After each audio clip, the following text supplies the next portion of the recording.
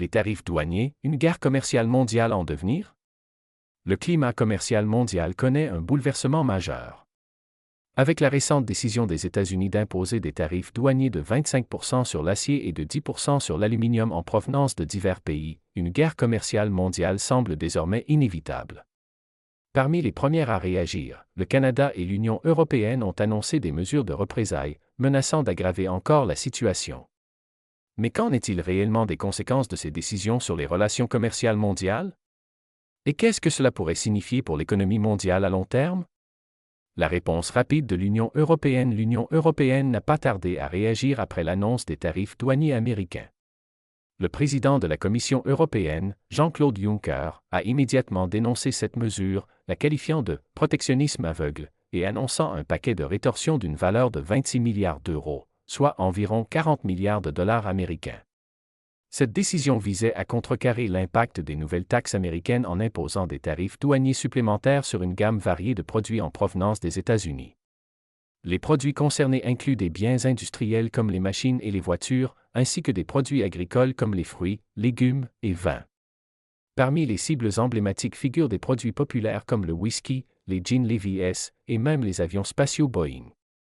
Pour les entreprises américaines, cette riposte pourrait se traduire par une perte significative des marchés d'exportation, particulièrement pour les secteurs de l'agriculture et de la fabrication. L'impact économique pourrait être profond, avec des coûts de production en hausse et une compétitivité réduite des produits américains sur le marché mondial. Cependant, du côté de l'Union européenne, cette riposte pourrait également ouvrir de nouvelles opportunités. Depuis l'adoption de l'accord économique et commercial global, CETA, entre l'UE et le Canada, le commerce entre les deux parties a augmenté de 7%.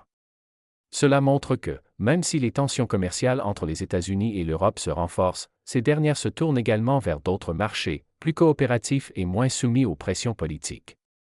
En conséquence, de nombreuses entreprises canadiennes, par exemple, se tournent désormais vers le marché européen, délaissant peut-être leurs échanges commerciaux avec les États-Unis. Le Canada, une riposte mesurée mais déterminée. Le Canada a réagi avec fermeté aux nouvelles politiques commerciales des États-Unis. Après l'annonce des tarifs douaniers sur l'acier et l'aluminium, le gouvernement canadien a rapidement mis en place une série de mesures punitives. Le premier ministre canadien Justin Trudeau a annoncé un paquet de 25% de taxes sur environ 30 milliards de dollars de produits américains, incluant des articles allant des produits agricoles aux pièces industrielles. Le Canada a en outre élargi son champ d'action en réagissant sur le plan énergétique. La province de l'Ontario, qui fournit une partie importante de l'électricité aux États-Unis, a décidé d'augmenter les taxes sur l'exportation d'électricité vers les États-Unis, ce qui pourrait entraîner des hausses de prix considérables pour les consommateurs et les entreprises américaines. L'électricité en provenance du Canada alimente des régions cruciales telles que New York et le Michigan. Si cette stratégie est maintenue, cela pourrait mettre la pression sur les États-Unis, particulièrement lors des périodes de forte demande. Dans cette dynamique, il ne faut pas sous-estimer l'impact sur les relations commerciales globales. Le Canada, traditionnellement un allié économique des États-Unis, a clairement signalé qu'il n'hésiterait pas à se défendre contre les pratiques commerciales qu'il juge injustes. Ce qui est encore plus intéressant dans cette situation, c'est que la réponse du Canada pourrait en réalité affecter les États-Unis plus gravement que prévu, notamment sur le plan énergétique, en perturbant les flux d'électricité cruciaux. Le Mexique, une position pragmatique. Le Mexique, un autre partenaire commercial majeur des États-Unis, a opté pour une approche plus mesurée.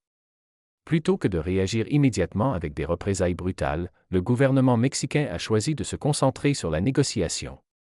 Le président mexicain Andrés Manuel López Obrador a souligné la nécessité d'une solution pacifique à la situation, mais n'a pas exclu la possibilité de mettre en place des taxes douanières si les États-Unis continuaient dans cette voie.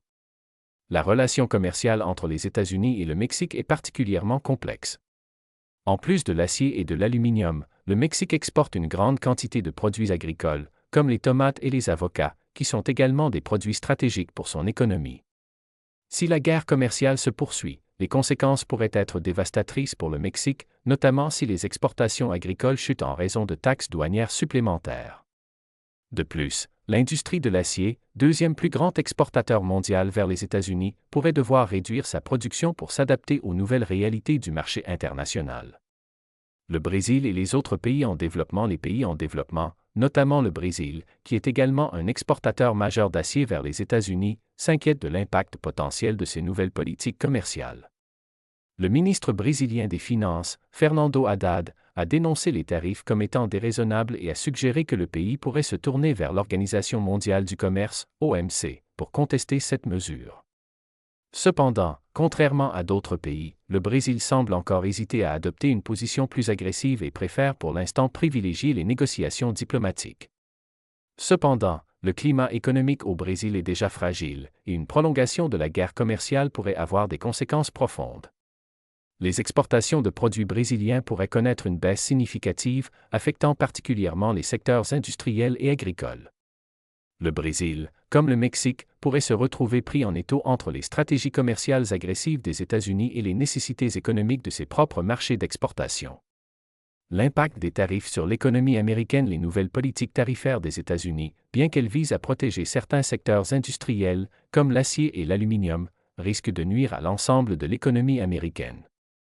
Les coûts plus élevés pour les importations d'acier et d'aluminium entraîneront des hausses des prix de production pour de nombreuses industries. Cela pourrait affecter des secteurs clés comme la construction, l'automobile et les équipements industriels, en réduisant leur compétitivité sur les marchés internationaux.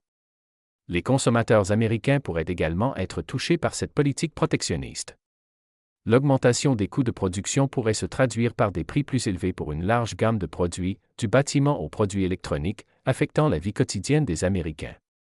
Au final, ces hausses de prix pourraient limiter la demande intérieure, affectant négativement la croissance économique. L'issue de cette guerre commerciale. Le plus grand enjeu de cette guerre commerciale n'est pas seulement de savoir quels pays imposeront des tarifs sur quels produits, mais plutôt la manière dont ces décisions auront un impact sur les relations commerciales à long terme. Les mesures réciproques prises par l'Union européenne, le Canada et d'autres partenaires du commerce mondial montrent que cette guerre commerciale pourrait entraîner une fragmentation des relations économiques internationales. Cela pourrait également conduire à une réorganisation des chaînes d'approvisionnement mondiales, avec des pays cherchant à diversifier leurs sources d'approvisionnement pour contourner les tarifs élevés. Si la guerre commerciale se poursuit, les entreprises pourraient être contraintes de réévaluer leur stratégie commerciale et de nouveaux partenariats pourraient émerger. Le défi pour les États-Unis est de comprendre que, bien que ces politiques puissent offrir une protection à certains secteurs de leur économie, elles risquent de fragiliser d'autres parties de l'économie tout en incitant leurs partenaires commerciaux à chercher des alternatives.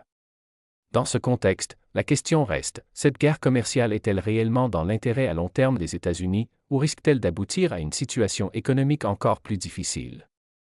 En définitive, l'avenir des relations commerciales mondiales dépendra de la manière dont les pays impliqués choisiront de réagir. Le monde observe, et l'impact de ces choix se fera sentir pendant de nombreuses années.